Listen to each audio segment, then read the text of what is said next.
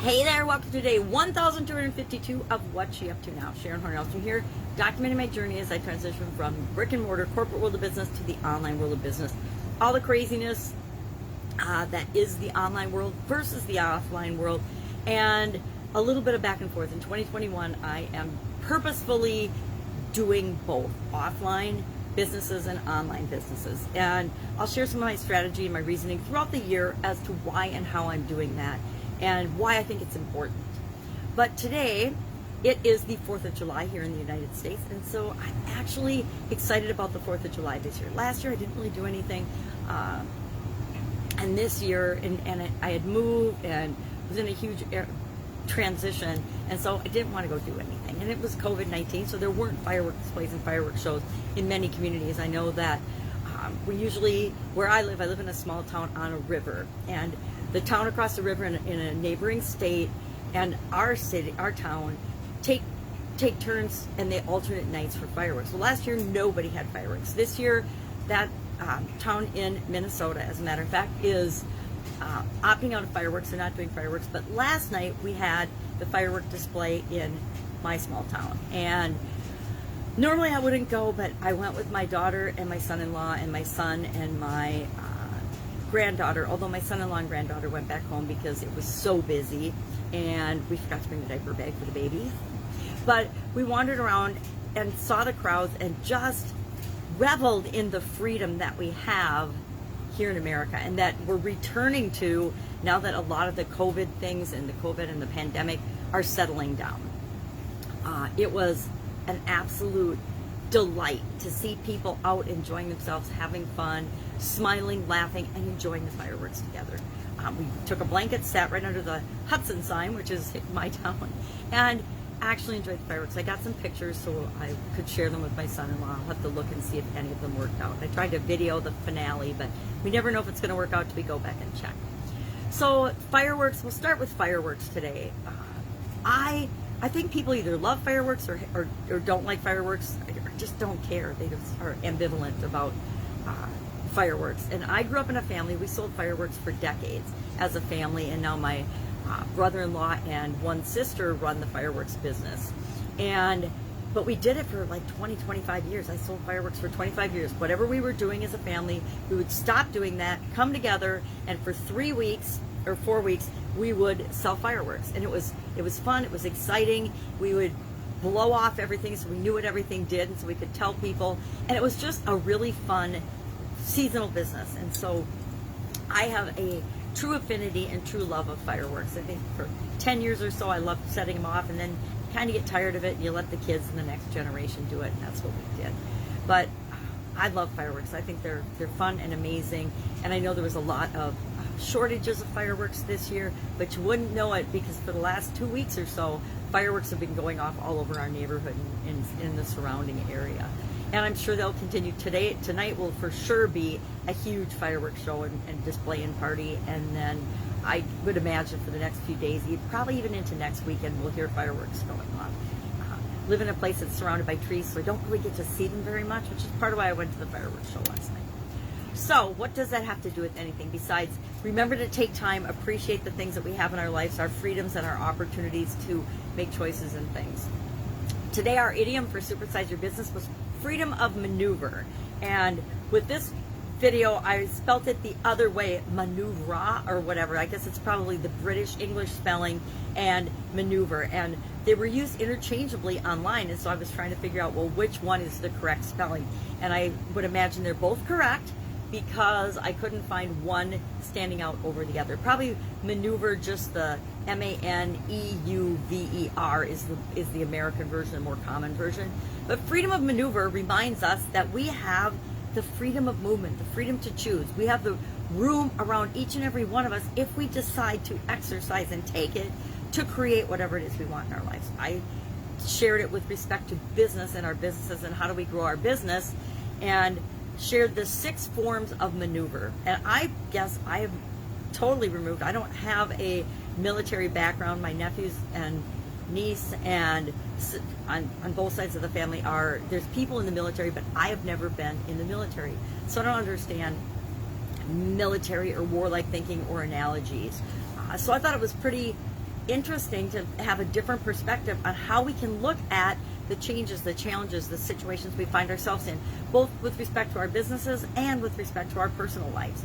And I thought it was fun to look at those 6 things and say, okay, well, how would this apply to my business? How could this apply to my life, a situation I might have in my relationships, a situation I might have with my finances, a situation I might have with my spirituality or my physical well-being and health? How could I use these 6 different ways of attacking a problem or dealing with a situation to look at that situation differently, to come up with my own best scenario, my own best creative solution? So I guess I should share those 6 since I've talked about them.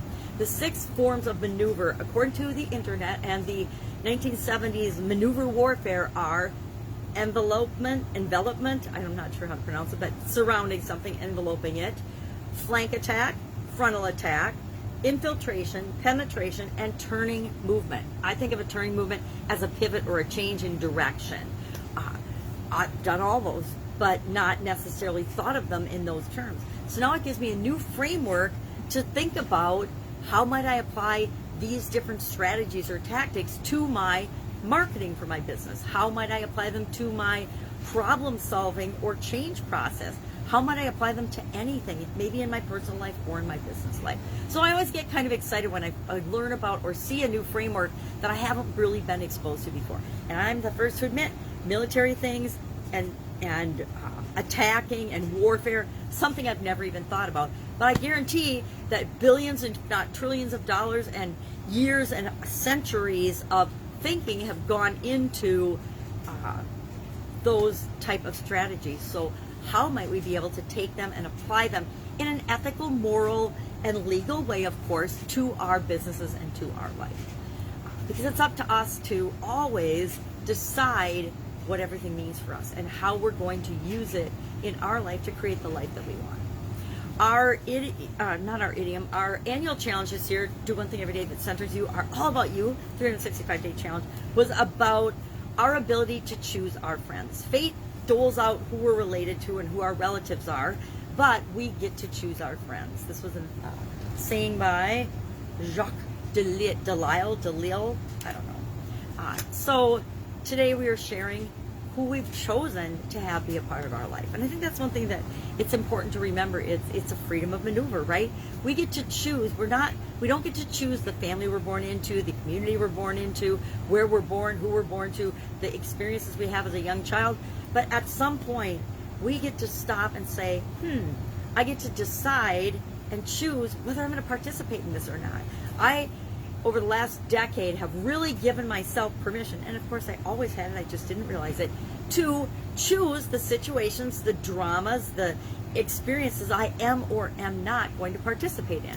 Drives my family and my sisters nuts sometimes when they bring up a topic or a drama or a situation, and I just take a deep breath and say, I understand that, I see what you're going through, I choose not to participate in this drama, in this situation, in this experience. I don't want to spend my time and energy, because our time and energy is actually our most valuable resource, and our attention.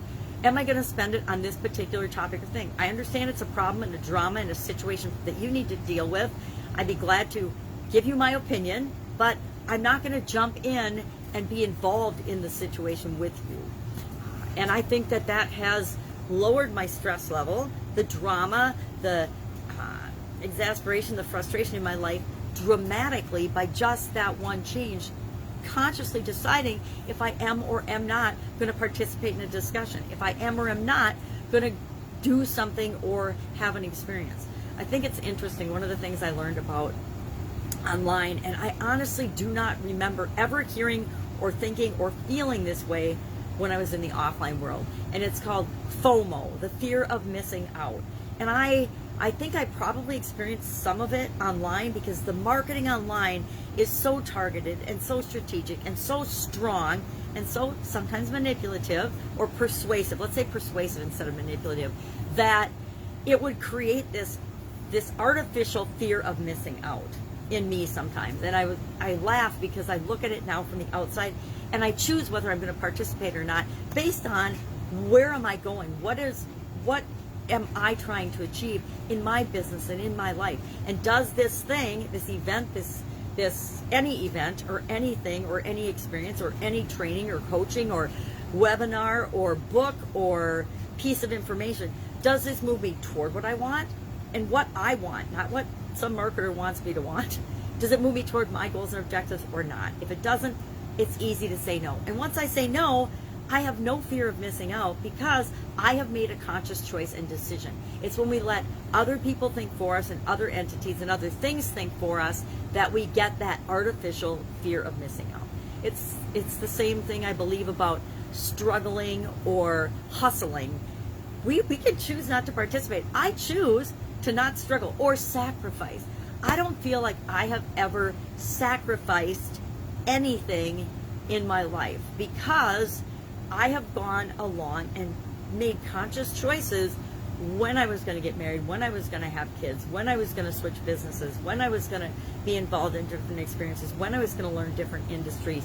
I chose those things. So you can look at life of all the things that you can't do or all the things you're missing out on, which is a very pessimistic, negative, lack and scarcity point of view, or you can look at all of the choices that you're making to create the life that you want. I think it's a lot more fun to look at the choices I'm making to create the life I want and to create the results I want than it is to think, oh my God, I sacrificed going out to the bars with my friends. I sacrificed going on a girls' weekend. I sacrificed. No, I didn't. I sacrificed my class reunion. I actually missed my last class reunion because I chose to do something for my business and my life that matched my long-term goals more than going to my class reunion. And it's interesting because that's the first class reunion of all of them that I've missed. And, I could have felt fear of missing out and been sad, but instead I looked at everybody's pictures. I enjoyed it. The information that I got about the event, and I realized that the time I spent at the event that I chose to go to instead of my class reunion moved me in the direction I wanted to go more than going and seeing friends from high school would have. And I love the people that I went to high school with, but it was more important to keep moving forward and getting momentum toward my goals and objectives than it was to go to that event. So did I have a fear of missing out? No. Did I miss out? No. I'll catch them, the next 5 years around. So freedom of maneuver, choose your friends, choose the people, choose the opportunities. Those are the things I'm thinking about today. Now, I'm going to go off and have an amazing 4th of July with my family and friends. I invite you to do the same. If I can help you in any way, hit me up. I probably won't answer you until Tuesday. So if it's super duper important, just direct message me. I like to be a resource as long as I can, as much as I can, for people like me who are making changes, making pivots, making maneuvers in our lives to change. And we never have all the answers. I was going to say we might not have all the answers. But guess what? Nobody ever has all the answers. Nobody. I don't care how smart they are, how ingenious they are, how big a guru they are, how big a star they are, how big an influencer they are. Nobody has all the answers, right? Nobody. So don't think that you should have all the answers either. And don't be afraid to ask. Ask for help. Ask questions. Don't expect people to do it for you because nobody can do it for you. Only you can. But ask so that you know what is the next step for you. All right. Have a great day. I'll, of course, see you tomorrow. Happy 4th. Bye. And a smiley face for the road.